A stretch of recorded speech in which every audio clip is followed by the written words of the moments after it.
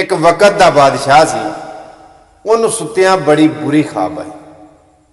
जो दिन चढ़िया ना, उन्हें वो जी इकट्ठे कर ले जिहड़े ख्वाबां की ताबीर करते होंदे सन। उन्हें उन्होंने दसिया भी मैनू राती यह ख्वाब आई।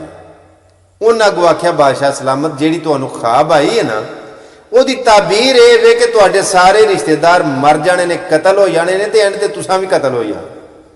बादशाह सलामत आख्या भी मैं तो होरे होना है कि नहीं। उन्हें उन्होंने दी धौना लवा छड़ी, जलाल च आ गया ना, गुस्से च आ गया।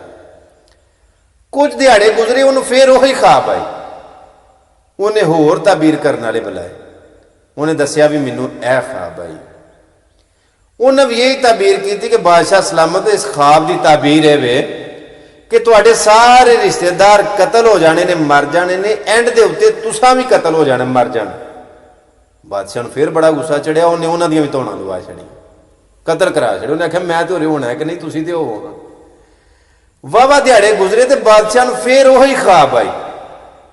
हुण वो रौला पै गया सी हर पासे कि बादशाह धौना लवा छड़दा है, बुलांदा भी ख्वाब की ताबीर करने वास्ते, ते ताबीर भी ये होई है, ते जिहड़ा सच बोलदा है उसदी धौन लवा छड़दा।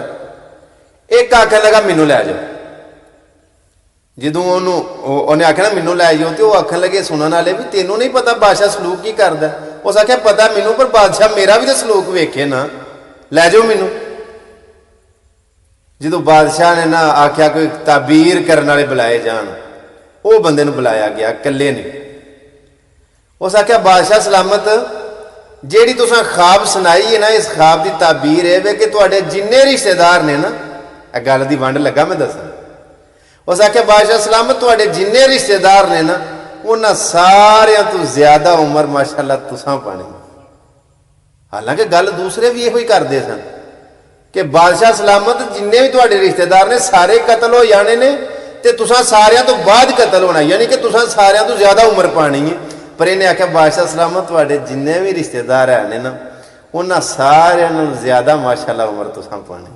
बादशाह बड़ा खुश होया, नाम कनाम दिता, नवाजिया उन्होंने। इत्थे मैनूं एक शेर आ गया कि दसां गल दा की मुकाम, तेनों गल पकड़ तकदीर बदला जाती, होवे गल ते करे जान गल्लां, गल किसे दी किसे नूं खा जांदी।